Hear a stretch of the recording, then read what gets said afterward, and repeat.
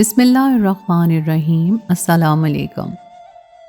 شادی کی رات شوہر نے جب بتایا کہ میں تو اندھا ہوں تو میرے قدموں سے زمین نکل گئی کہ میں اتنی خوبصورت اور حسین اور میرے ساتھ اتنا بڑا دھوکا۔ میں نے بھی سوچ لیا کہ میں اپنے شوہر اور ساس سے بدلہ ضرور لوں گی۔ پھر ایک رات ایک نقاب پوش چوری کرنے آیا اور میرا حسن دیکھ کر پگھل گیا۔ میں بھی بدلہ لینا چاہتی تھی۔ میں نے اسے کہا کہ روزانہ اس وقت آ جایا کرو۔ وہ روزانہ آ جاتا پر اپنا چہرہ نہ دکھاتا۔ ایک دن میں نے اس کا نقاب اتار کر اس کو چہرے کو دیکھا تو میرے قدموں تلے سے زمین نکل گئی، کیونکہ وہ تو میں نے ایک نظر آئینے میں خود کو دیکھا تو دیکھتی ہی رہ گئی۔ دلہن بن کر میں قیامت ڈھا رہی تھی۔ میرا حسن تو پہنے گلاب کی طرح کھلتا ہوا تھا، صرف جوڑے نے اسے مزید تو اچھا کر دیا تھا۔ میں بہت ہی خوش قسمت تھی جیسے خدا نے اس قدر خوبصورت رنگ و روپ سے نوازا تھا۔ جو بھی مجھے دیکھتا ہی رہ جاتا۔ میں ہمیشہ سے ہی زندگی میں بہت بڑے بڑے خواب دیکھا کرتی تھی۔ مڈل کلاس فیملی سے ہونے کے باوجود بھی مجھے یہ یقین تھا کہ میری خوبصورتی کی وجہ سے مجھے کوئی شہزادہ ہی رخصت کروا کر لے جائے گا جو میرے حسن پر پوری طرح مر مٹے گا۔ ہم 6 بہنیں تھیں اور ہمارا کوئی بھائی نہیں تھا۔ میرے ابا اکیلے کمانے والے تھے اور ان کے لیے گھر کا بوجھ اٹھانا بہت ہی مشکل تھا۔ ایسے میں جب بہنیں جوان ہوئیں تو ابا کو ہماری شادیوں کی فکر ستانے لگی۔ میری باقی کی ساری بہنیں میری طرح خوبصورت نہیں تھیں۔ میں نہ جانے کس پر چلی گئی تھی، کیونکہ میرے اماں ابا بھی سامری رنگت کے عام سے شکل و صورت والے انسان تھے۔ لیکن جب ہماری شادیوں کا وقت آیا تو مجھ سے دونوں بڑی بہنوں کے لیے کوئی رشتہ نہ آیا۔ غریبی کے ساتھ ساتھ معمولی شکل و صورت ہونا بھی لڑکیوں کے لیے ایک سزا بن جاتا ہے۔ ان دونوں کی قسمت میں بھی ایسا ہی کچھ لکھا ہوا تھا۔ جو بھی رشتہ لے کر آتا مجھے پسند کر کے چلا جاتا اور میری دونوں بڑی بہنیں میرا چہرہ تکتی رہ جاتی۔ مجھے اپنی بڑی بہنوں سے ہمدردی ہونے کے بجائے اپنے حسن پر غرور ہونے لگتا۔ میں سب کی آنکھوں کا تارا بن گئی تھی اور میرے ہوتے ہوئے میری باقی بہنوں کو کوئی پوچھنے والا نہیں تھا۔ اس لیے ابا نے فیصلہ کیا کہ وہ سب سے پہلے مجھے رخصت کر دیں گے تاکہ ان کی باقی بیٹیوں کی شادیاں بھی ہو سکیں۔ میں نے بدلحاظی کی ساری حدیں پار کرتے ہوئے اپنے ابا سے کہہ دیا تھا کہ میں ان کے جیسے کسی غریب شخص سے شادی نہیں کرنا چاہتی اور نہ ہی اپنی باقی کی زندگی سسک کر زندگی گزارنا چاہتی ہوں۔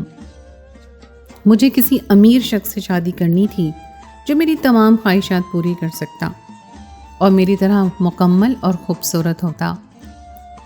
میری بات سن کر ابا کا چہرہ اتر سا گیا تھا۔ شاید انہیں میری بات سے تکلیف پہنچی تھی، کیونکہ مجھے ان کی تکلیف کی کوئی فکر نہیں تھی اور میری خوبصورتی نے مجھے اس قدر بد دماغ کر دیا تھا کہ مجھے دوسرے کی صحیح بات بھی غلط لگتی اور اپنی غلط بات بھی ٹھیک لگتی۔ ایسے ہی ایک دن میری بڑی بہن کے لیے ایک رشتہ آیا، لیکن لڑکے کی ماں نے مجھے پسند کر لیا۔ ہمیشہ کی طرح میں نے غرور میں چور ہو کر ایک نظر اپنی بہن پر ڈالی جس کا چہرہ اتر گیا اور وہ خاموشی سے مجھے دیکھتے ہوئے اپنے کمرے میں بند ہو گئی۔ لڑکے کی ماں نے اماں سے نہ جانے کیا بات کی تھی اور وہ جاتے جاتے اپنے بیٹی کی تصویر اماں کے ہاتھ میں تھما گئی تھی۔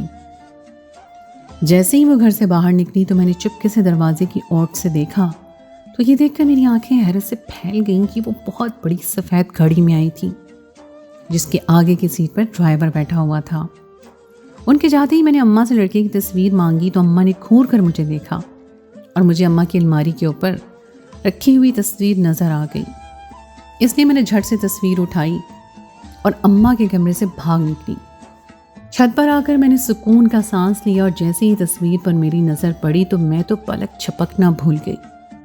وہ 27 سے 28 سال کا خوبصورت نوجوان تھا۔ اس کی بڑی بڑی نیلی آنکھوں میں پہلی ہی نظر میں اپنا دل ہار بیٹھی تھی۔ میں خود کو پرنسس سمجھتی تھی تو وہ بالکل پرنس جیسا تھا۔ اس کا رنگ و روپ، خد و خال، سب کچھ بالکل ہی منفرد اور بہت ہی خوبصورت تھا۔ مجھے ایسا محسوس ہوا جیسے یہ شخص میرے لیے ہی بنا ہے۔ کافی دیر تک میں اس کی تصویر دیکھتی رہی اور جب نیچے آئی تو اماں غصے میں میرے انتظار کر رہی تھی۔ جیسی اماں نے میرے ہاتھ سے تصویر لی، میں نے فوراً ہی اماں سے تو گھر میں ہونے والا ہنگامہ دیکھ کر پریشان ہو گئے۔ اماں نے ابا سے نہ جانے کیا کہا کہ ابا کہنے لگے، حور یہ لڑکا تیرے قابل نہیں ہے۔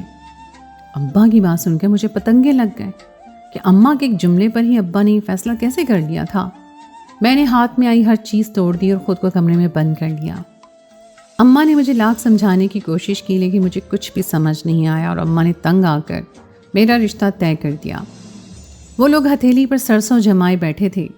رشتہ ہوتے ہی ایک ہفتے کے اندر میری شادی بھی پکی ہو گئی۔ اماں ابا مجھ سے ناراض تھے اور انہوں نے مجھ سے کوئی بات نہیں کی تھی، لیکن میں دلہن بن کر بہت خوش اور مطمئن تھی۔ میں نے اب خوبصورتی کے سارے تمغے اپنے نام کروا لیے تھے۔ میری ساس تو مجھے دلہن کے روپ میں دیکھ کر صدقے اتار رہی تھی۔ میں رخصت ہو کر اپنے شوہر کے ہمراہ سسرال پہنچ گئی۔ میری قسمت واقعی سونے کے قلم سے لکھی گئی تھی۔ یہ ایک بہت بڑا عالیشان گھر تھا۔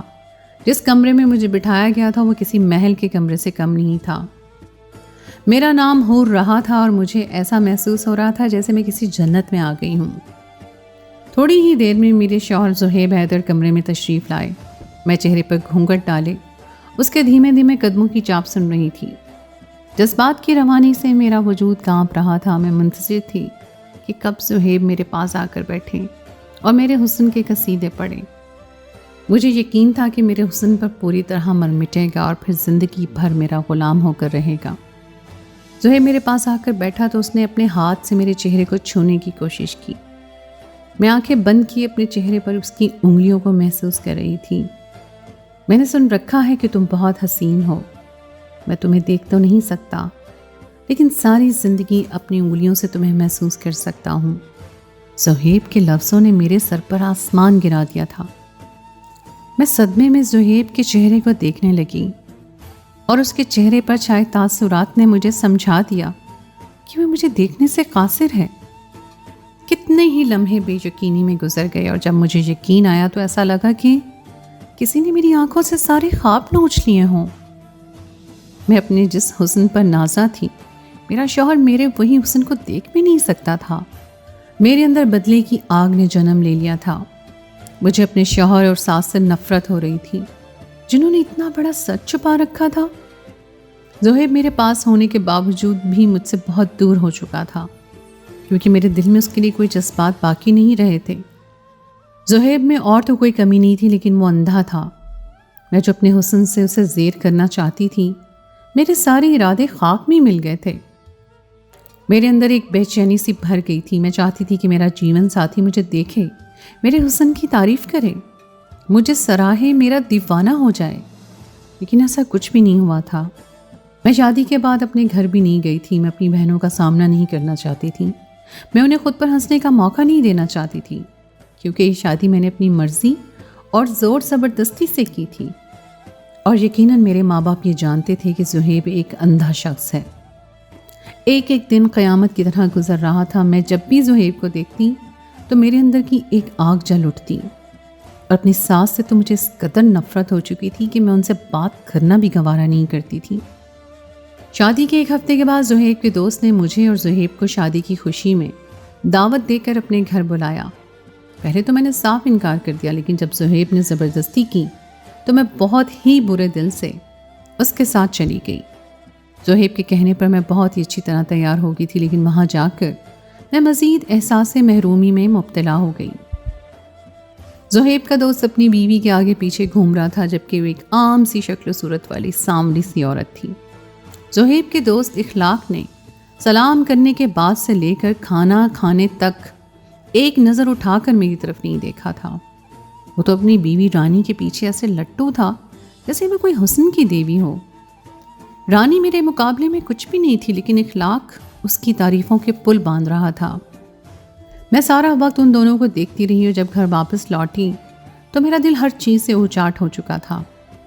یہ بڑا سا گھر، مال و دولت بھی آج مجھے بے معنی لگ رہے تھے۔ زہیب کا رویہ میرے ساتھ بہت ہی اچھا تھا اور انہوں نے مجھے کبھی کوئی تکلیف نہیں پہنچائی تھی، لیکن اس کے باوجود بھی مجھے ان سے نفرت تھی۔ مجھے اپنی زندگی میں اخلاق جیسا مرد چاہیے تھا جو میرے حسن کا دیوانہ ہو جاتا اور اسے کوئی اور نظر نہ آتا۔ میں سارا وقت اپنی ہی سوچوں میں گم رہتی۔ میں خود اذیتی کی انتہا پر تھی۔ میرا دل چاہتا کہ میں زہیب کو چھوڑ کر کہیں بھاگ جاؤں اور کسی ایسے شخص سے شادی کر لوں جو مجھے میری خوبصورتی کا احساس دلائے، میری تعریف کرے۔ زہیب تو مجھے دیکھ بھی نہیں سکتے تھے، وہ کیا میری خوبصورتی کو بیان کرتے۔ وہ ایک بڑی سی کمپنی کے زہیب ایک بڑی سی کمپنی کے مالک تھے اور وہ کمپنی کے کام سے اپنے پارٹنر کے ساتھ دوسرے شہر جا رہے تھے۔ وہ مجھے بھی اپنے ساتھ لے جانا چاہتے تھے، لیکن میں نے صاف انکار کر دیا۔ میں تنہا رہنا چاہتی تھی۔ زہیب کو گئے 2 دن ہی گزرے تھے کہ رات ہمارے گھر ایک نقاب پوش چور آ گیا۔ گھر کے باہر سیکیورٹی گارڈ بھی موجود تھے، لیکن نہ جانے وہ کیسے میرے کمرے تک پہنچ گیا۔ اس کے ہاتھ میں ایک تھیلا تھا اور وہ مجھ سے تجوری کا نمبر پوچھ رہا تھا۔ وہ پوری منصوبہ بندی سے آیا تھا اور اسے صرف تجوری میں رکھے ہوئے پیسے ہی چاہیے تھے۔ میں نے ڈرتے ڈرتے اسے تجوری کا لاک نمبر بتا دیا۔ تھیلے میں پیسے بھرنے کے بعد جب وہ جانے کے لیے پلٹا تو اس نے ایک گہری نظر مجھ پر ڈالی اور میرے قریب چلا آیا۔ میں خوف کے مارے تھر تھر کانپنے لگی تو اس نے میرے رخساروں پر ہاتھ پھیرا اور کہنے لگا کہ وہ خوبصورتی کا دیوانہ ہے اور مجھے کوئی نقصان نہیں پہنچائے گا۔ میں اس کا چہرہ تو نہیں دیکھ سکتی تھی، لیکن اس کے انداز سے مجھے اندازہ ہو گیا کہ وہ میرے حسن کے زیر اثر آ گیا ہے۔ وہ ایک قدم میرے قریب ہوا تو میری سانس رکنے لگی۔ وہ میرے ایک ایک نقش کی تعریف ایسے کر رہا تھا کہ میں حیران رہ گئی۔ میری خوبصورتی سے پوری طرح گھائل ہو چکا تھا اور میری قربت میں پگھلتا جا رہا تھا۔ اچانک میرے دل میں اپنے شوہر اور اپنی ساس سے بدلہ لینے کا خیال آیا تو میں نے اسے کہا کہ اگر وہ مجھ سے ملنے کے لیے آنا چاہتا ہے تو روزانہ دوپہر 3 بجے آ جائے کرے۔ میری بات سن کر وہ چونک گیا۔ میں نے کہا فکر نہ کرو، میرا شوہر کام پر ہوتا ہے اور میری ساس ساری دوپہر اپنے کمرے میں بند سوئی ہوئی رہتی ہے۔ یہ سن کر وہ خوش ہو گیا اور یہ وعدہ کر کے چلا گیا کہ وہ روز مجھ سے ملنے کے لیے آئے گا۔ میرے اندر انتقام کا جو ناک پھن پھیلائے بیٹھا تھا اسے تسکین پہنچ چکی تھی۔ مجھے اس بات سے کوئی فرق نہیں پڑ رہا تھا کہ میں ایک غیر مرد کے ساتھ وقت گزاروں گی، بلکہ مجھے اس بات کی خوشی تھی کہ میری زندگی میں بھی کوئی ایسا آ گیا ہے جو میرے حسن کو پوری طرح سراہے گا اور مجھے اپنا حق دے گا۔ میں نے کسی کو اس چوری کے بارے میں نہیں بتایا تھا۔ زہیب تو 1 ہفتے کے لیے گئے ہوئے تھے اور میری ساس روز ہی دوپہر اپنے کمرے میں بند رہتی تھی۔ اگلے روز دوپہر کو وہ نقاب پوش پھر چلا آیا اور سیدھا میرے کمرے میں آ گیا۔ میں اسی کی منتظر تھی اور پوری طرح سچ سمجھ کر بیٹھی تھی۔ کئی لمحوں تک وہ مجھے دیکھتا رہا، پھر اس کے لہجے میں میرے لیے چاشنی کھل گئی۔ وہ جس طرح سے میرے حسن کے قصیدے پڑھ رہا تھا میں دیوانی ہو رہی تھی۔ میری انا کو تسکین پہنچ رہی تھی اور میں صحیح اور غلط کا فرق بھول کر خود کو اسے سونپ چکی تھی۔ اس نے اپنا نقاب نہیں اتارا تھا اور ایسے ہی 2 گھنٹے میرے ساتھ خوبصورت لمحات گزارتا رہا اور پھر اگلے دن آنے کا وعدہ کر کے چلا گیا۔ میری روح میں سکون اتر گیا تھا اور میرا انتقام پورا ہو چکا تھا۔ میری ساس نے اپنی سوسائٹی اور دنیا والوں کو دکھانے کے لیے اپنے اندھے بیٹے کے لیے خوبصورت بہو ڈھونڈ لی تھی اور اب وہ مجھ سے پوری طرح غافل ہو چکی تھی۔ انہیں تو میرے بارے میں کچھ بھی معلوم نہیں تھا۔ ہر دوپہر ہی وہ نقاب پوش مجھ سے ملنے کے لیے آتا اور میں بھی اس کا انتظار کرنے لگی۔ میں اس کے لیے ایسے تیار ہوتی جیسے وہ میرا شوہر ہو۔ اس کے آنے سے پہلے میں کمرے کو پوری طرح خوشبوؤں سے معطر کر دیتی تھی اور اس کے آتے ہی کمرے میں اندھیرا کر کے اس کی باہوں میں سما جاتی۔ کچھ ہی دن گزرے کہ مجھے اس کا چہرہ دیکھنے کا شوق ہونے لگا، لیکن وہ کبھی اپنا نقاب نہیں ہٹاتا تھا۔ زہیب کو اگلے دن واپس آنا تھا اور میں اس سے پہلے نقاب پوش کا چہرہ دیکھنا چاہتی تھی۔ اسی لیے جب دوپہر وہ مجھ سے ملنے کے لیے آیا تو اچانک ہی اس کے چہرے سے میں نے نقاب اتار دیا۔ جیسے ہی اس کا نقاب اترا میرے قدموں تلے سے زمین نکل گئی۔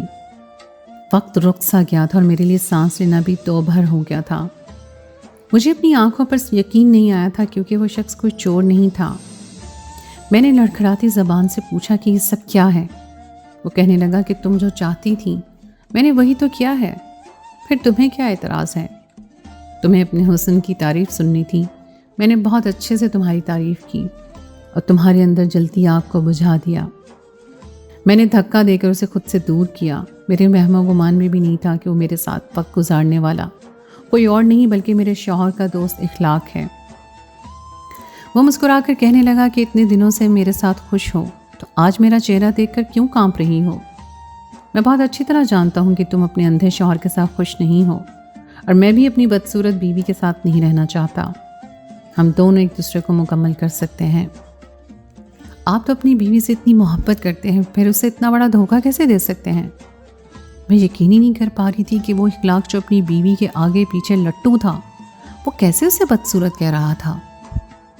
इखलाक हंसते हुए कहने लगा कि मुझे अपनी बीवी से बिल्कुल भी मोहब्बत नहीं है, बल्कि उसकी जायदाद से मोहब्बत है जो वो अपने जहेज़ में लाई थी।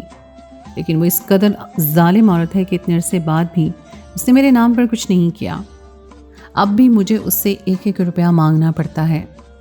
उस रात भी मैं तुम्हारे घर चोरी करने इसीलिए आया था क्योंकि मुझे कुछ पैसों की ज़रूरत थी और मैं जानता था कि ज़ुहैब घर पर नहीं है, लेकिन तुम्हारी खूबसूरती ने मुझे पिघला कर रख दिया।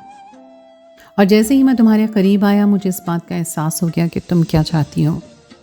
दावत में भी तुम जिन हसरत भरी नज़रों से मुझे और मेरी बीवी को देख रही थी, मैं समझ गया था ये एक मर्द की तारीफ भरे जुमले तुम्हारी कमज़ोरी हैं। तुम अपने हुस्न के कसीदे सुनना चाहती थी और इसी बात का फ़ायदा उठाकर मैंने उस रात तुम्हें अपने बस में कर लिया। उसकी बातें सुनकर मुझे ऐसा लग रहा था जैसे मैं किसी अंधेरी कब्र में उतर गई हूँ, जहाँ से बाहर निकलना मुमकिन ही नहीं। जब मैंने पहली दफ़ा इखलाक और उसकी बीवी को एक साथ देखा था तो मेरे अंदर एहसास कमतरी ने ज़रूर जन्म लिया था, लेकिन मैं ये नहीं जानती थी कि उन दोनों का रिश्ता इस कदर खोखला है। बज़ाहिर जो शौहर अपनी बीवी के पीछे इस कदर दीवाना नज़र आ रहा था, वह सिर्फ उसकी दौलत का आशिक था। इखलाक ने जैसे ही मेरी तरफ दोबारा कदम बढ़ाए तो मैं पीछे हट गई। ये सोचकर ही मेरा दम घुटने लगा था कि मैं अपने ही शौहर के दोस्त के साथ इस तरह ताल्लुक़ बना चुकी हूँ। मैंने इखलाक को कहा कि अभी और इसी वक्त वापस लौट जाओ और कभी मेरी तरफ नज़र उठाकर भी ना देखना।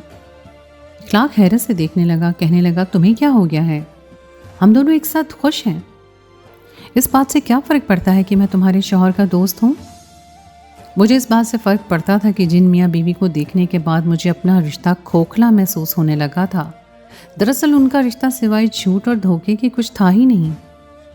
मैंने इखलाक से कहा कि अगर वो यहाँ से फ़ौरन ना गया तो मैं शोर मचा दूंगी। मेरी बात सुनते ही वो फ़ौरन चला गया। आज मुझे एहसास हो रहा था कि मैं किस कदर गलत रास्ते पर चल पड़ी थी। मैं गुमराह हो गई थी और मैंने अपने शौहर की पीठ पीछे बहुत बड़ा गुनाह कर दिया था।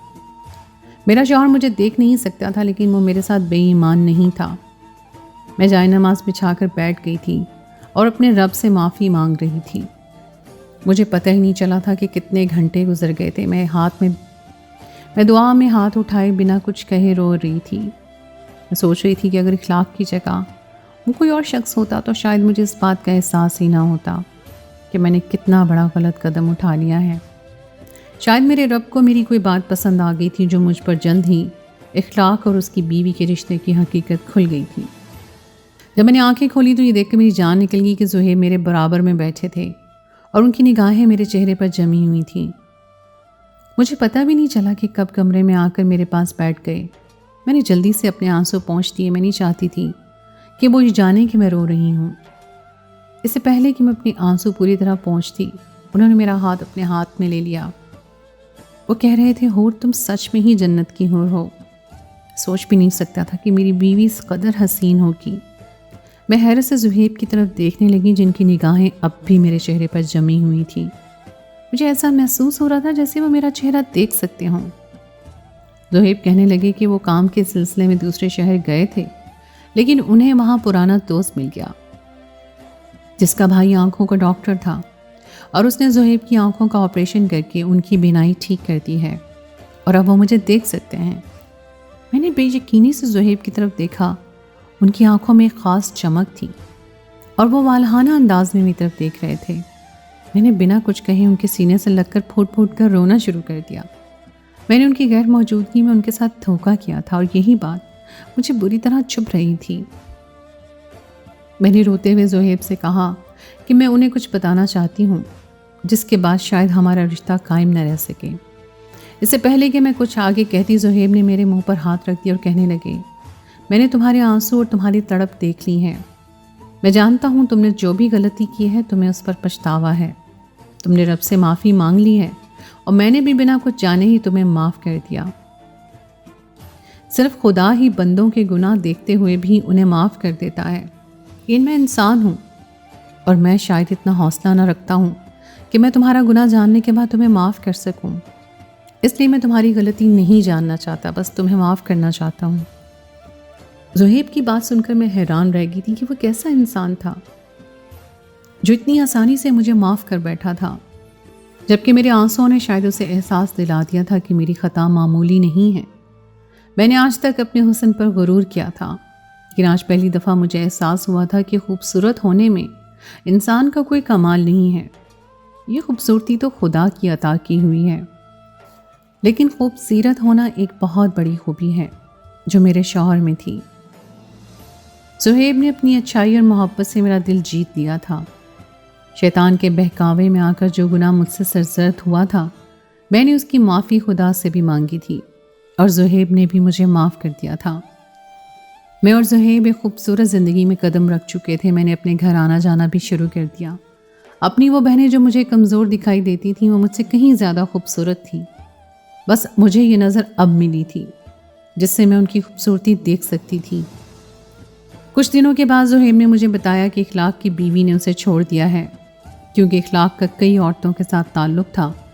وہ روپے کا محتاج ہو چکا تھا اور اپنی زندگی سے تنگ آ کر اس نے خودکشی کر لی تھی۔ وہ اپنے انجام کو پہنچ چکا تھا، کیونکہ اسے اس بات کا احساس نہیں ہو سکا تھا کہ جو کچھ کر رہا ہے وہ سوائے گناہ کے اور کچھ نہیں۔ ہم انسان بھی کتنے نادان ہوتے ہیں، اسے ظاہری خوبصورتی کے پیچھے دیوانے ہو جاتے ہیں جس میں انسان کا کوئی کمال ہی نہیں ہوتا۔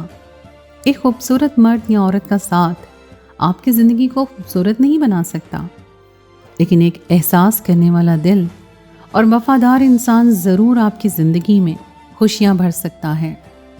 تو دوستو، یہ تھی میری آج کی کہانی۔ امید ہے آپ کو آج کی کہانی پسند آئی ہوگی۔ کہانی اچھی لگے تو اسے لائک ضرور کیجیے، اپنے دوستوں کے ساتھ شیئر کیجیے، اور اگر آپ نے ابھی تک میرے چینل کو سبسکرائب نہیں کیا تو اس کو فوراً کر لیجیے۔ ساتھ ہی لگے بیل کے بٹن کو بھی پریس کر دیں تاکہ آپ کو میری آئندہ آنے والی کہانی کا نوٹیفیکیشن بر وقت مل سکے۔ اگلی کہانی تک کے لیے مجھے دیجیے اجازت۔ خدائے پیمان۔